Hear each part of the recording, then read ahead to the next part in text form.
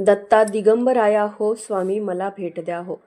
दिगंबरा दिगंबरा श्रीपाद वल्लभ दिगंबरा. दत्तात्रयाच्या नामस्मरणात रमलेले दत्त भक्तगण महारुद्राचा अभिषेक, दत्तयाग, महाआरती, पालखी प्रदक्षिणा आणि महाप्रसादाचा आस्वाद घेत शहरात दत्त जयंती उत्साहात साजरी झाली. यानिमित्त विविध सामाजिक उपक्रमांचे आयोजन करण्यात आले होते. सैफुल येथील महालक्ष्मी मंदिरात श्री दत्त जन्मोत्सव दिमाखात साजरा झाला. श्री दत्त जन्मोत्सव सोहळा सैफुल येथील राघवेंद्र नगर रामनारायण चंटक विहारमधील जागृत महालक्ष्मी मंदिरात आज मोठ्या भक्तिभावाने साजरा करण्यात आला. मंदिर परिसरातील दत्तगुरूंच्या मंदिरात फुलांची आकर्षक सजावट व विद्युत रोषणाईने दत्त मंदिर सजवण्यात आले होते. सायंकाळी 6 वाजता मंदिरात भजनी मंडळ SRP कॅम्प ग्रुपच्या वतीने सुंदर असा भक्तिपर गीतांचा व स्तोत्र पठणाचा कार्यक्रम मोठ्या भक्तिभावात करण्यात आला. भजनाचा कार्यक्रमानंतर दत्तगुरूंचा पाळणा परिसरातील सर्व महिलांनी म्हटला.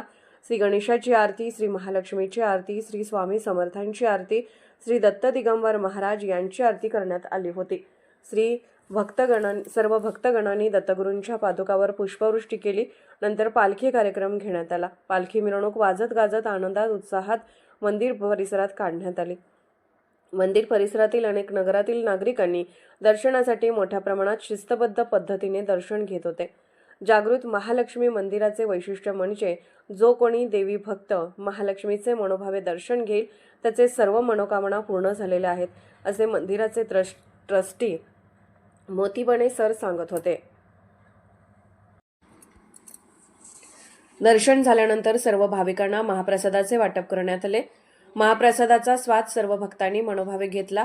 महाप्रसादाचे नियोजन गणपती रूपनर उर्फ पुजारी यांनी खूप चांगल्या प्रकारे केले होते. यावेळी मोतीबणे सर, सूर्यवंशी, कटारे, पुजारी व इतर मंदिर परिसरातील भक्तगण, ज्येष्ठ नागरिक, महिला व तरुण मुलांनी श्री दत्त जन्मोत्सव सोहळा व्यवस्थितरित्या पार पाडण्यासाठी मोलाचे परिश्रम घेतले आहे.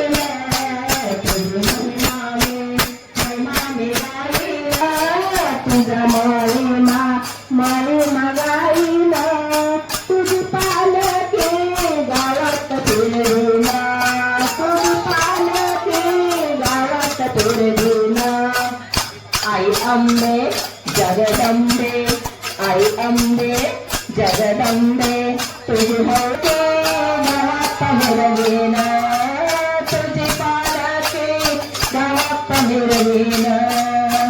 गावरान तीज अक्कलकोट स्वामी समर्थ महाराज तीज, अवधूत चिंतन श्री गुरुदेव दत्त पवनपुत्र हनुमान की जय.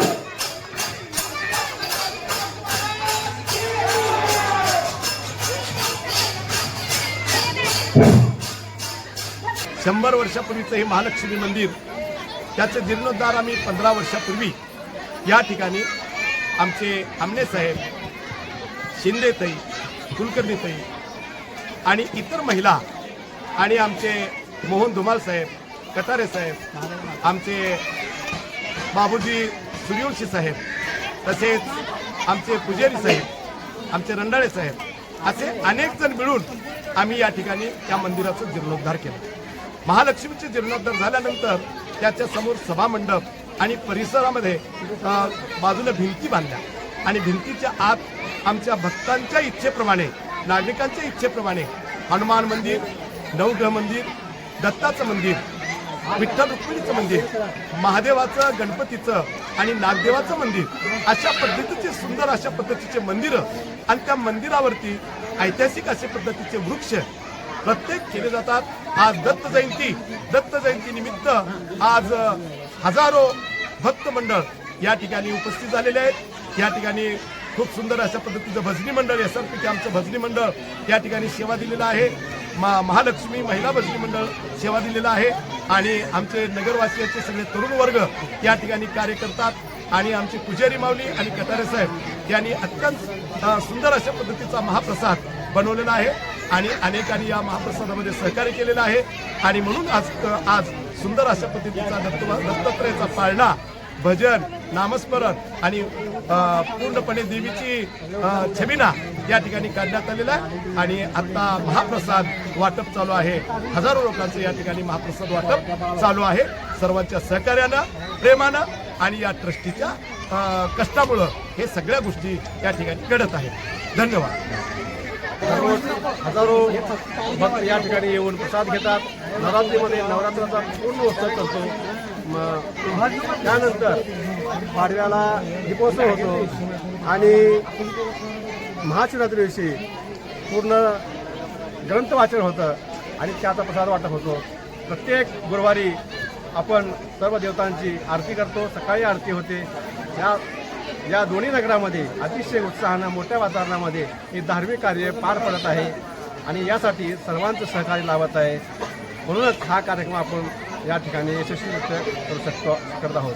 या ठिकाणी आमच्या संस्थेचे अध्यक्ष संजय जाधव यांनी सुद्धा या ठिकाणी बरेच परिश्रम घेतलेला आहे, कष्ट घेतलेला आहे. आम्ही सर्व ट्रस्टीनं या ठिकाणी परिश्रम घेऊन या ठिकाणी सर्व अतिशय मंगलमय वातावरण या नगरामध्ये निर्माण झालेलं आहे आणि या वातावरणातूनच आपल्या संस्थेचा उद्देशच आहे की धार्मिक भावनेबरोबरच आपल्या नगरातील नागरिकांचं त्यांना स्टेज मिळालं पाहिजे, लहान मुलांना त्याच्या कलागुणांना वाव मिळाला पाहिजे हे उद्देश ठेवून आपल्या सकाळी दररोज 6 ते 6 योगासनं होतात आणि संध्याकाळी संस्कार वर्ग लहानांसाठी केला जातो.